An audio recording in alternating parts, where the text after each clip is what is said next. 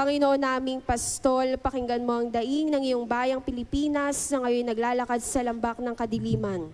Lumalapit kami sa iyo ngayong araw, nagpapakumbaba at nagmamakaawa. Gaya ng isang tupang nahulog sa bangin, kumakapit ng mahigpit sa isang marupok na sanga at humihingi ng saklolong. Ang atin pong itutugon, iligtas mo kami, Panginoon, sapagkat kami nalulunod. Tulad ng mga awit sa salmo, dama namin kami lumulubog sa kumunoy. Nilulunod ng baha ng katiwalian, gaya ni Propeta Jeremias na nabaon sa putik ng balon. Inaamin namin, O Panginoon, ng may durog na pusong nagsisisi, gaya ng panalangin ni Baruch. Kami nagkasala laban sa Panginoon, naging suwail at hindi namin pinakinggan ang kanyang tinig. Kaawa-awa na ang naging kalagayan namin. Ang mga magnanakaw ay nagmamayabang sa kanilang kayamanan.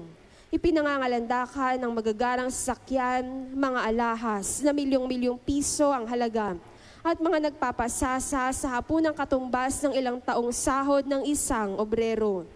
At kami rin, O Diyos, sa maliit man o malalaking pagkukulang ay naging dahilan ng paglaganap ng diling, sa pag-abot ng lagay sa fixer at sa pulis trapiko, sa pagtanggap at pagpapalaganap ng kasinungalingan at peking balita, sa pagtanggap ng mga donasyon mula sa mandarambong at mapang-abuso, sa pananahimik sa harap ng kawalang katarungan alang-alang sa kaginhawaan.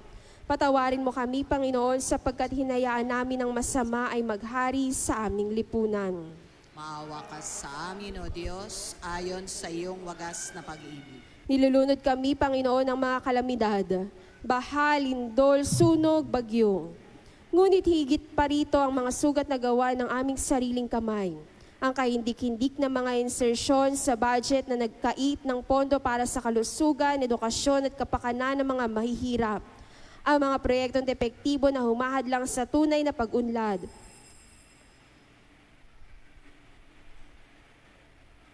Bilang panimula sa ating banal na pagdiriwang, makiisa ang lahat sa pambungad na awit.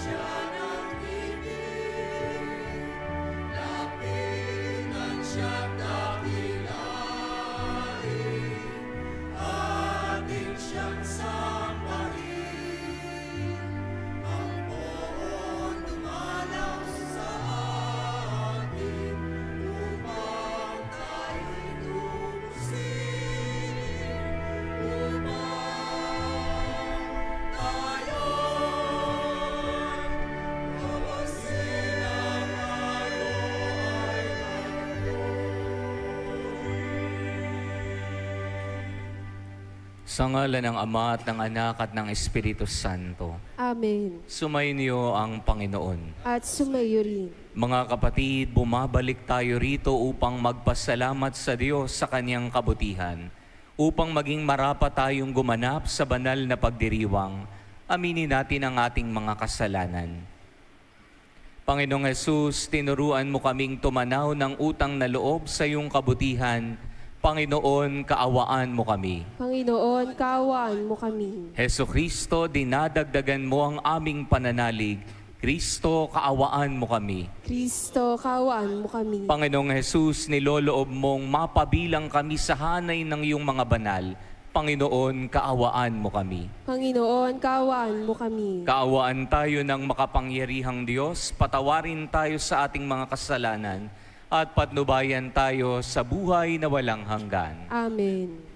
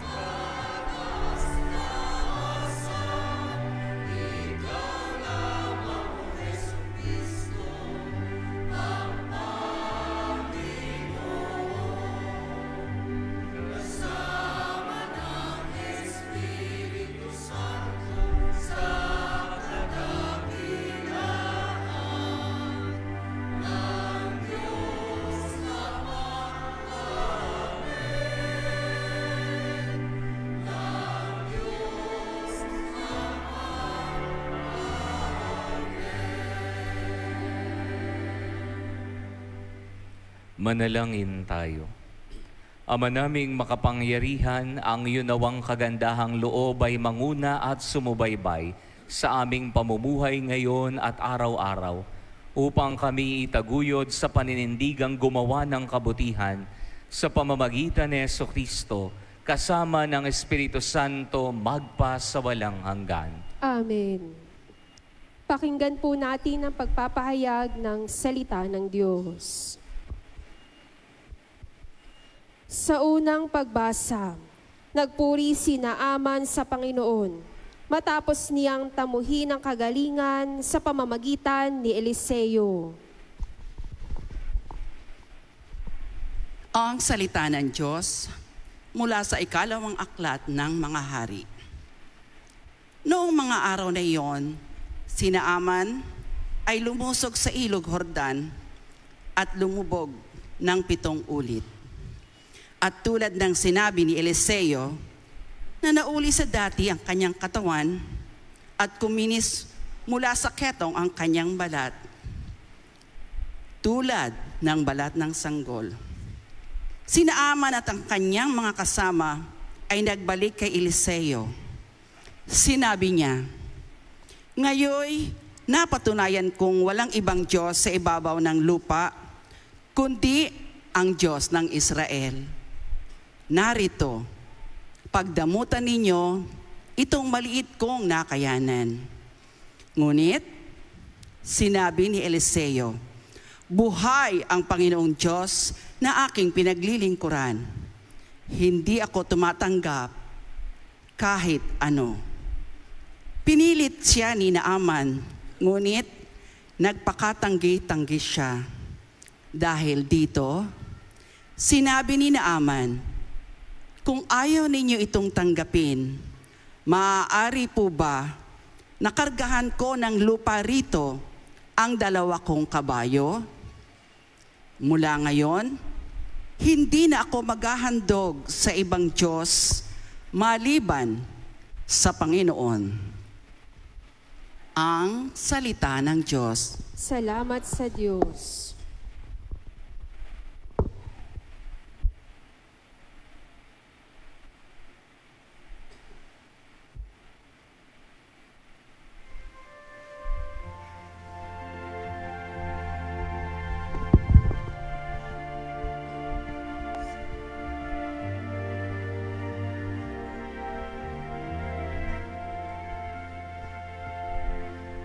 Panginoong nagliligtas sa tanang bansay nahaya.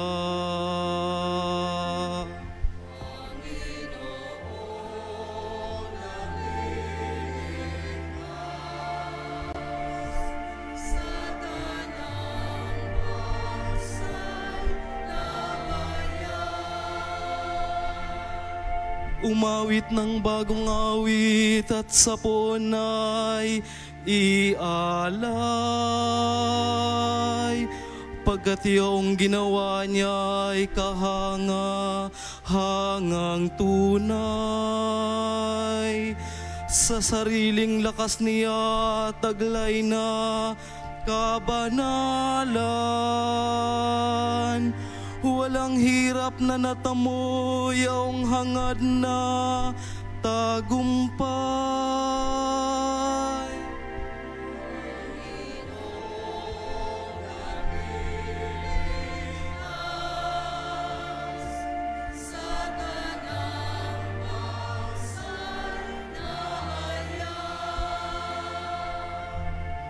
Ang tagumpay niyang ito'y siya na rin ang naghayag. Sa harap ng mga bansay nahayag ang pagliligtas. Ang pangako sa Israel, lubos niyang tinutupad.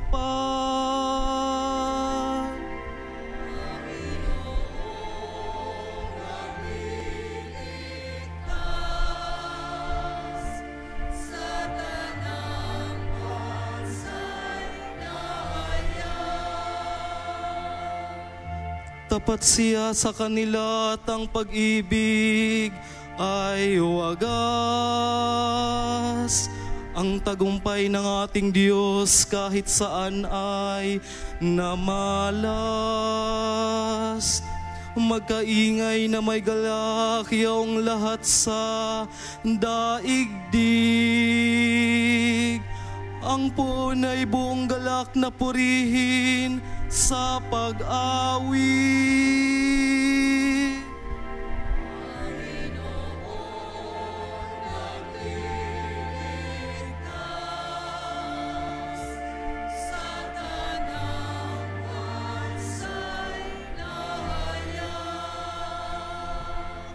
Panginoong nagliligtas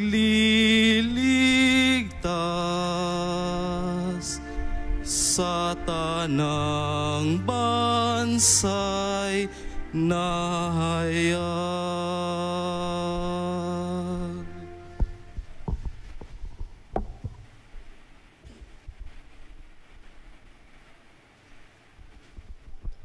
Sa ikalawang pagbasa, buo ang loob na ipinangangaral pa rin ni Apostol San Pablo ang mabuting balita ni Jesucristo sa kabila ng kanyang pagkakabilanggo.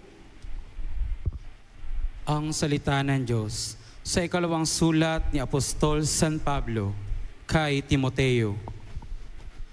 Pinakamamahal ko, alalahanin mo si Jesucristo, ang nagmula sa angka ni David at ang muling nabuhay.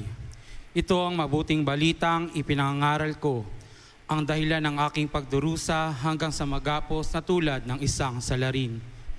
Ngunit hindi maigagapos ang salita ng Diyos.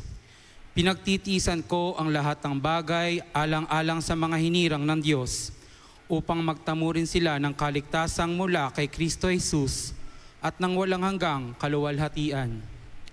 Narito ang kasabihang mapananaligan. Kapag tayo'y namatay na kalakip ni Jesucristo, walang salang mabubuhay na kasama niya tayo. Kung tayo man ay magtiis ng hirap sa mundong ito, maghahari naman tayong kapiling ng ating Kristo. Kapag siya'y itinakwil sa harapan ng mga tao, pagdating ng takdang araw, itatakwil niya tayo. Kung tayo may hindi tapat, si Kristo ay tapat pa rin, sapagkat ang sa Kanya ay hindi niya itatakwil. Ang salita ng Diyos. Salamat sa Diyos.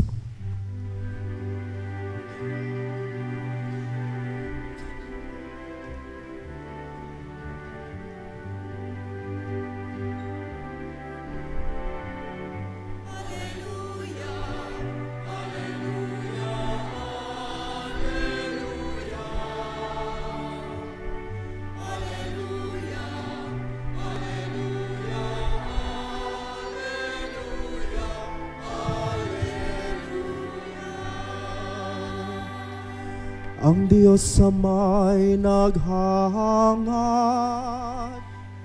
lagi tayong pasalamat, kaisa ng Kanyang anak.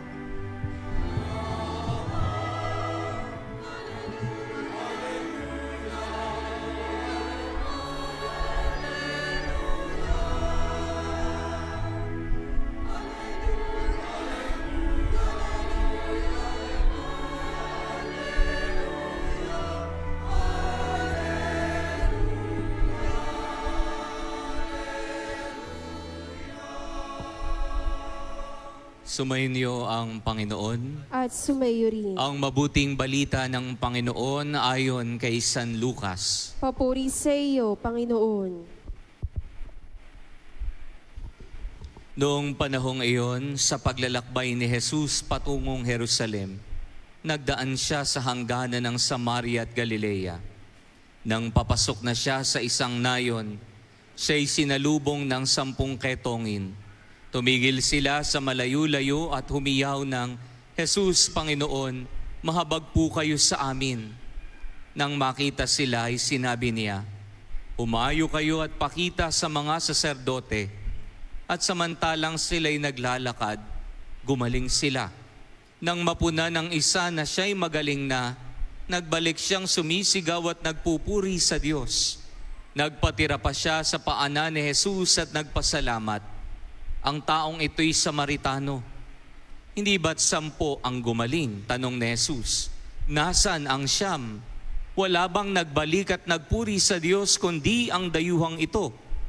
Sinabi ni Jesus sa kaniya, tumindig ka't humayo sa iyong lakad, pinagaling ka dahil sa iyong pananalig. Ang mabuting balita ng Panginoon. Pinupuri ka namin, Panginoong Hesukristo. Magandang umaga po sa inyong lahat. Magandang umaga din po. Sa araw pong ito'y pinagdiriwang po natin ang ika-28 linggo sa karaniwang panahon. At sa Ebanghelyo po natin ngayong araw na ito, atin pong narinig kung papaanong pinagaling ng ating Panginoong Hesus ang 10 ketongin.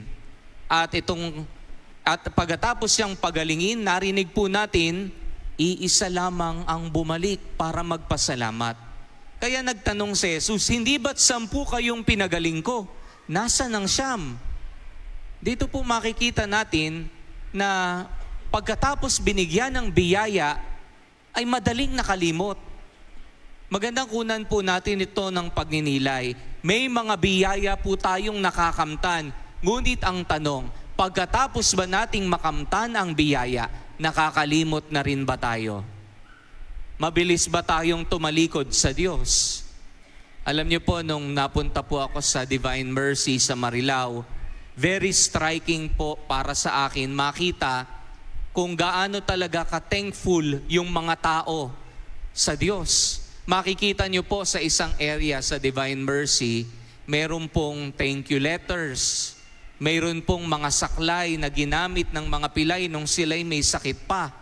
Mayroon pong mga ballpen na ginamit nung board exam at iba't iba pa pong mga bagay na symbolical para sa kanila.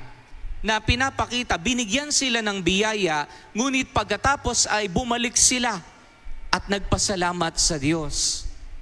Mga kapatid, magandang ating pong mapagnilayan. Karamihan po sa atin nabibigyan po ng biyaya. Pero karamihan din nasisilaw doon at nabubulag na mabilis tayong makalimot. Halimbawa na lamang, isang tao na na-promote sa kanyang trabaho dahil sa tulong ng kanyang kaibigan. Nagkaroon ng konting pera, mabilis nakalimutan ng kaibigan. O kaya naman ang mga batang maliliit, kapag binigyan po ng pagkain o kaya candy, nakakalimot magsalita ng thank you sa taong nagbigay. Karaniwan, ganito po ang sakit ng karamihan sa atin. Punong-puno tayo ng biyaya, pero nakakalimot tayo na magpasalamat higit sa lahat sa ating Panginoong Diyos. At baka po ang laman ng ating dasal ay puro hingi na lamang. At wala na pong pagpapasalamat sa Panginoong Diyos. Baka po mabilis tayong makalimot sa Panginoong Diyos. Baka katulad po tayo ng pinagaling sa ating Ebanghelyo, 10 ang pinagaling, ngunit yung 9 ay nakalimot, bumalik at magpasalamat. Minsan nga po may isang kabataan akong nakausap. Sabi po niya, matapos po niyang ibigay ang lahat-lahat, ay ibe-break lang pala siya ng kanyang kasintahan. Na iiwan lang pala siya. Itatrato lang pala siya na ganun-ganun na lamang. Na sabi niya ay para siyang basura na parang tinapon na lamang sa isang tabi. Na dahil wala na siyang pakinabang, na dahil nakuha na niya ang lahat, ay kakalimutan na siya. Para pong yung isang seminarista na kakilala ko po, na sa tuwing sumusuyo po, humihingi ng tulong sa kanyang kapwa seminarista, ang galing-galing po niyang suyuin ang kanyang kapwa seminarista. Ang tatawagin pa nga po niya ay friend. Sasabihin niya, friend, tulungan mo naman ako dito. Pero pagkatapos mabigay ang tulong sa kanya, yung hiningan niya ng tulong, kakalimutan na niya. Hindi na niya itatratong kaibigan. Mga kapatid, ito po ang pinapakita sa atin. Karaniwan, ang ilan po sa atin, sabihin na nating manggagamit, na kapag ang isang tao manggagamit, nakikita niyang kanyang kapwa bilang isang gamit. At kapag tinatrato bilang isang gamit, kapag may halaga ka, ay iingatan kita, itatago kita kapag may pakinabang ka pa. Ngunit, kapag wala ka ng pakinabang, etsyapwera ka na sa akin. Hindi na kita papahalagahan, hindi na kita iingatan. Ituturing na kita na parang basura. Katulad po sa Panginoong Diyos. Ang galing-galing po nating lumapit sa pagdadasal kapag po tayo'y may marubdob na hinihiling sa Kanya. Marubdob po ang ating mga dasal at ang ating pagsamo sa Kanya. Ngunit ang tanong, pagkatapos makamit ang iyong idinadasal, marubdob pa rin ba ang iyong ugnayan sa Diyos? Kapag may kailangan tayo sa Diyos, ang galing po nating lumapit sa Kanya. Pero pagkatapos noon, bigla na lang nawawala. Tingnan po natin ngayon sa nalalapit na buwan ng Disyembre, lalo tigit ngayong simbang gabi, makikita po natin punong-puno ang ating simbahan, punong-puno ang mga kapilya. Bakit? Sa kaisipan na kapag nakumpleto ang 9 days of masses, matutupad ang iyong kahilingan. Ngunit pagkatapos po ng simbang gabi, nasa na po ang mga maninimba? Parang unti-unti na pong naglalaho. Parang unti-unti na pong nauubos at nawawala. Magandang makita po natin, mga minamahal na kapatid, patungkol sa pagbabalik at pasasalamat, na araw-araw po tayong binibigyan ng Panginoong Diyos. Ang tanong, napapasalamatan nga ba natin siya? O baka mabilis tayong makalimot sa Panginoong Diyos? Atin pong pagnilayan ito sa pagpapatuloy ng ating banal na pagdiriwang. Amen.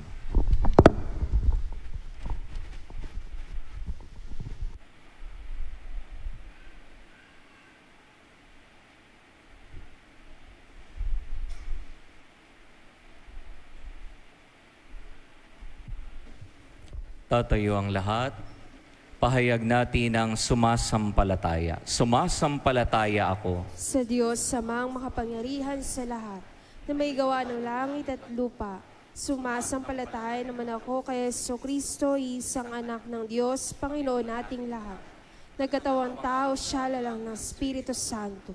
Pinanganak ni Santa Maria Berhen, pinagpakasakit ni Poncio Pilato, pinako sa krus ng matay ni Libing, nanaog sa kinaroroonan ng mga yumao, nang may 3 araw na buhay na magmuling, makyat sa langit, naluklok sa kanan ng Diyos, samang makapangyarihan sa lahat.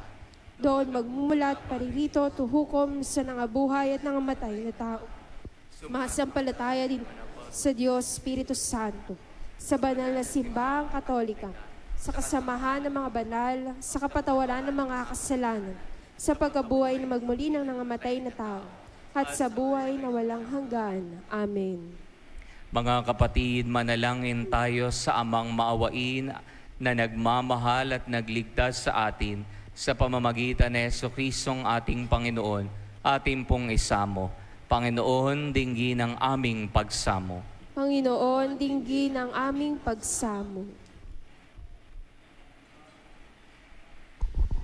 Para sa buong simbahan, upang ugaliin niyang magpuri at magpasalamat sa Diyos na nagkakaloob ng abot-abot na biyaya, manalangin tayo sa Panginoon. Panginoon, dinggin ang aming pagsamo.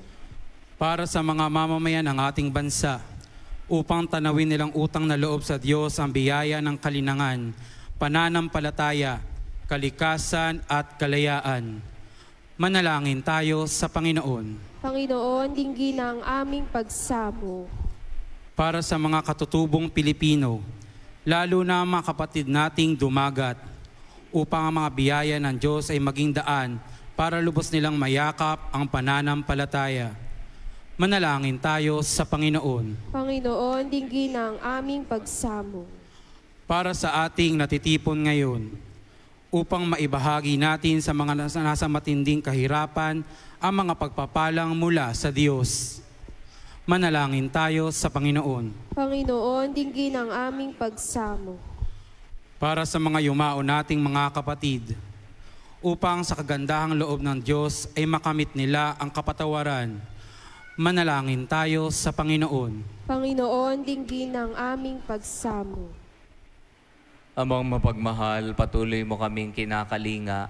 Tulungan mo kaming maging bukas at mabuti sa lahat. Hinihiling namin ito sa pamamagitan ni Jesucristo ang aming Panginoon, ngayon at magpa sa walang hanggan. Amen.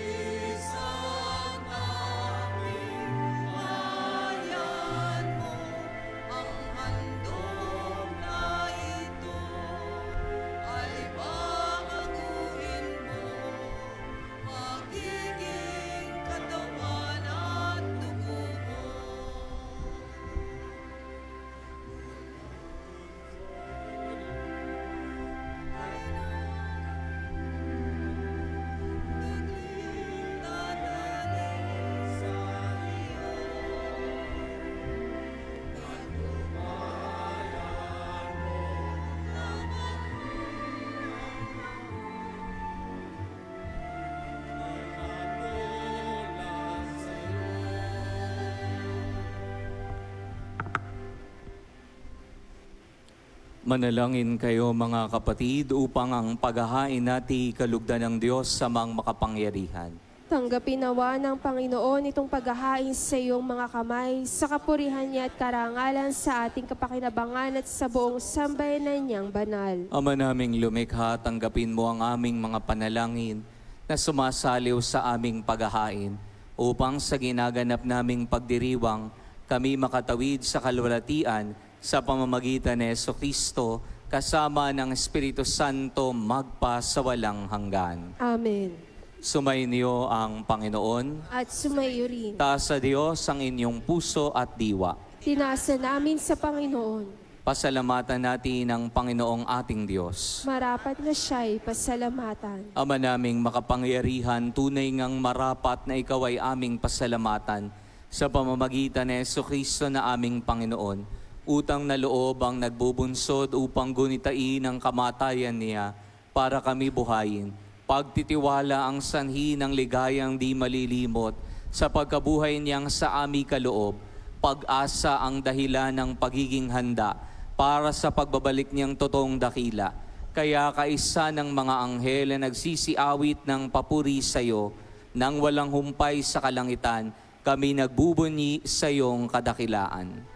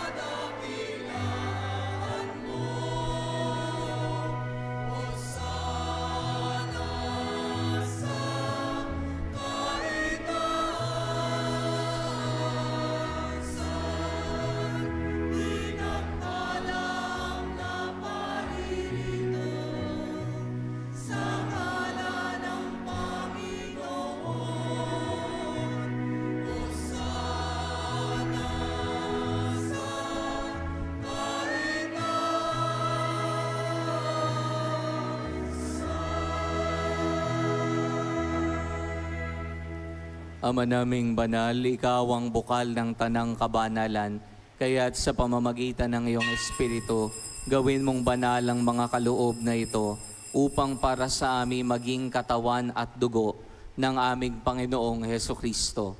Bago niya pinagtiis ang kusang loob na maging handog, hinawakan niya ang tinapay, pinasalamatan kaniya, pinaghati-hati niya iyon, iniabot sa kaniyang mga alagad at sinabi, "Tanggapin ninyong lahat ito at kanin. Ito ang aking katawan na ihahandog para sa inyo."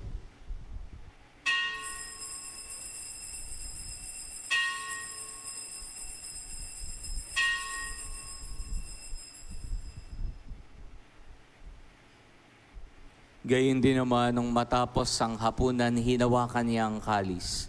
Muli kaniyang pinasalamatan.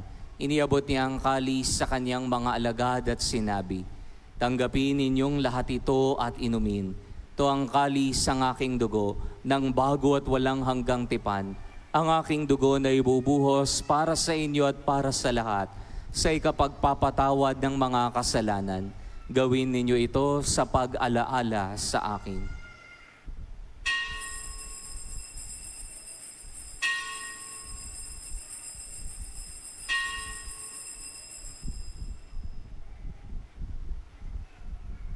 Pagbunyi natin ang misteryo ng pananampalataya.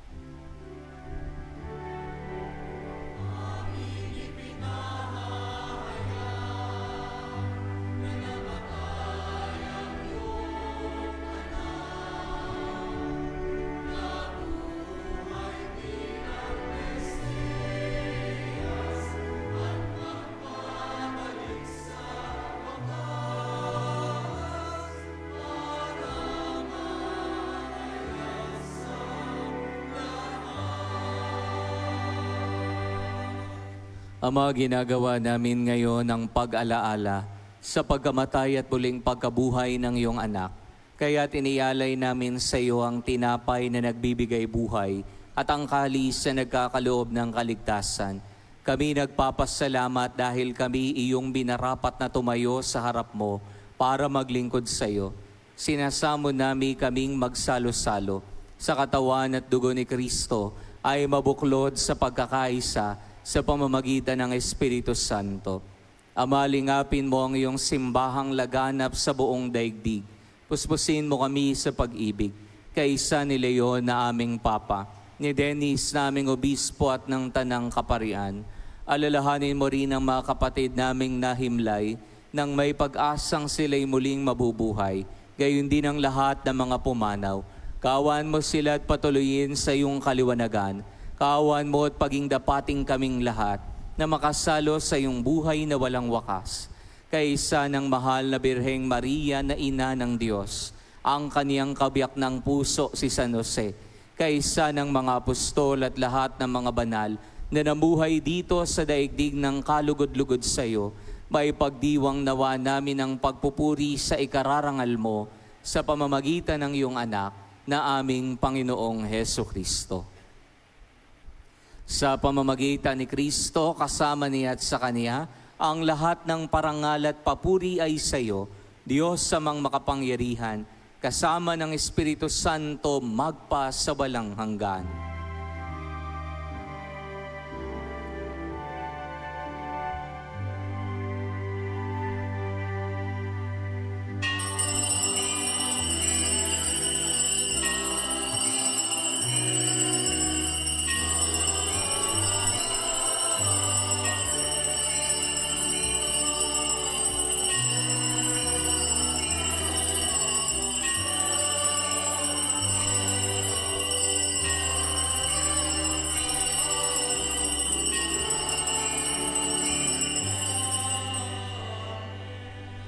Sa tagubilin po ng mga nakagagaling na utos sa turo ni Jesus sa Panginoon natin at Diyos, pahayag natin ng may lakas loob ang panalangin itinuro sa atin ng Panginoon.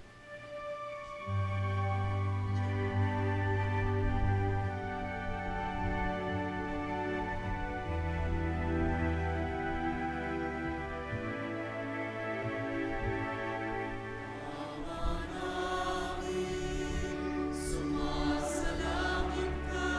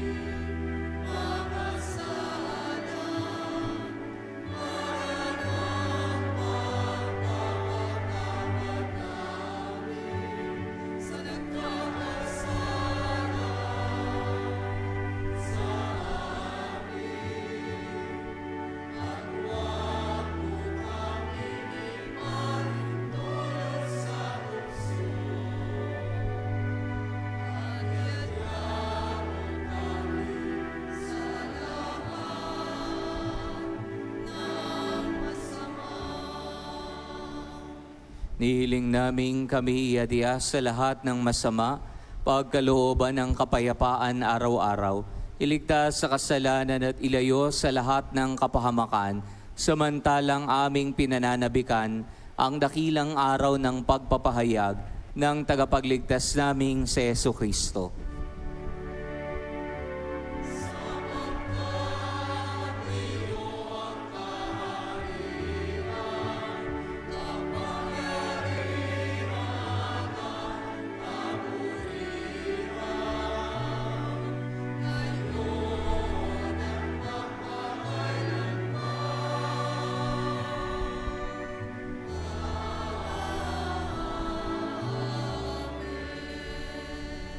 Panginoong Jesucristo, sinabi mo sa iyong mga apostol, kapayapaan ang iniiwan ko sa inyo, ang aking kapayapaan ang ibinibigay ko sa inyo. Tunghayan mo ang aming pananampalataya at huwag ang aming mga pagkakasala. Pagkalooban mo kami ng kapayapaan at pagkakaisa ayon sa iyong kalooban, kasama ng Espiritu Santo magpa sa walang hanggan. Amen. Ang kapayapaan ng Panginoon ay laging sumainyo. At sumayo rin. Magbigayan nawa kayo ng kapayapaan sa isa't isa. Peace be with you.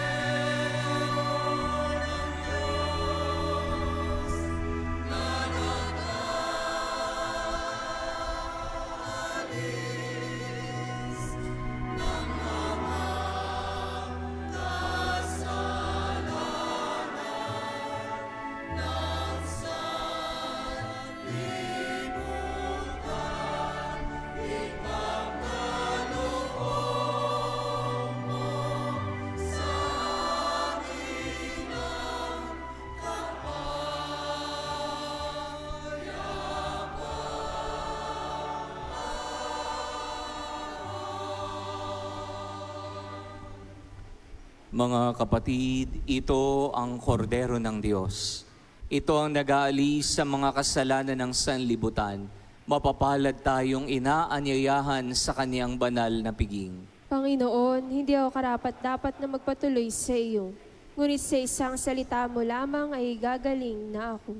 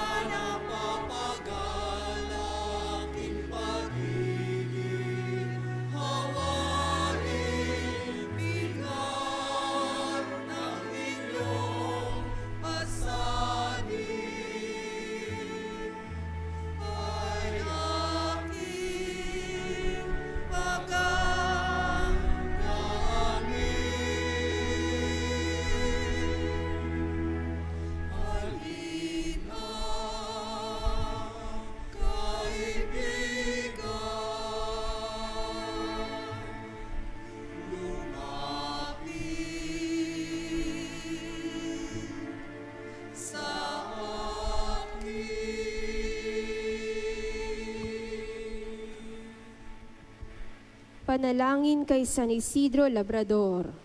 Tayo pong lahat. Ama naming makapangyarihan, nagpapasalamat kami sa iyong walang hanggang kabutihan sa katauhan ng aming patron na si San Isidro Labrador. Siya ang aming halimbawa sa buhay kabanalan at tapat na paglilingkod sa iyo. Matularan nawa namin na kanyang pagiging matiyaga upang kami ay makaganap sa aming mga tungkulin ng may katapatan, kasipagan at pagmamahal. Siya ang nagpatunay na ang pagsisikap na may kalakip na pananampalataya ay magdudulot ng kabanalan. Manaming mapagmahal, tinataas namin sa iyo ang aming pamayanan at parokya na aming ipinaampon sa pamamatnubay at pagkalinga ng aming patron na si San Isidro Labrador. Nawa ito ay mabuklod sa diwa ng pagtutulungan at pagmamalasakit sa bawat isa. Magkaroon din nawa kami ng maalab at dalisay na pagmamahal sa banal na misa, upang kami ay mahubog sa buhay kabanalan para sa ikadadakila ng iyong ngalan.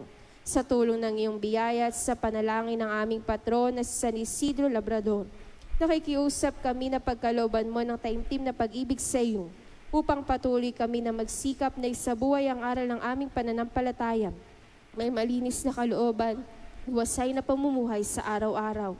Nihiling namin ito sa ngalan ni Jesucristo, na nabubuhay at naghaharing kasama mo at ng Espiritu Santo, magpasawalang hanggan. Amen.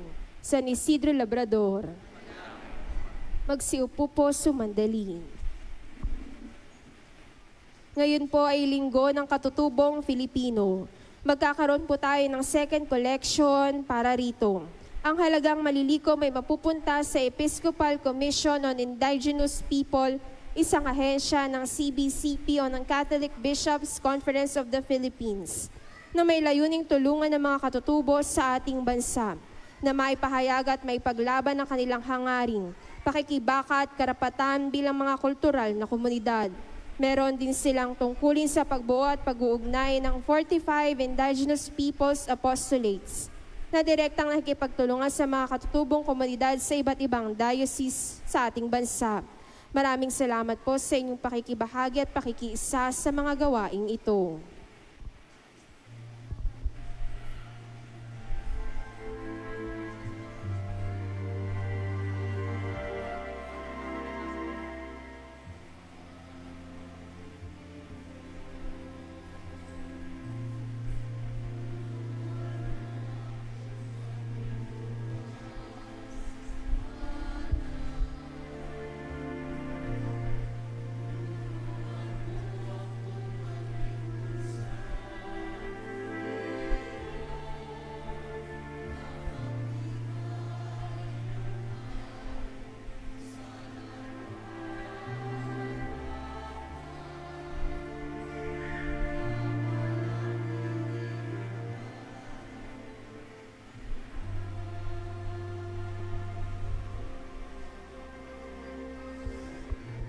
Magsitayo po ang lahat.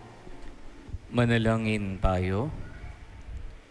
Ama naming mapagmahal, ngayong kami iyong pinapakinabang sa katawang dugong banal, niluluhog namin sa dakila mong kabutihan sa lahat, na kami gawin mong kasalo sa iyong buhay, sa pamamagitan ni Jesucristo, kasama ng Espiritu Santo, magpa sa walang hanggan. Amen.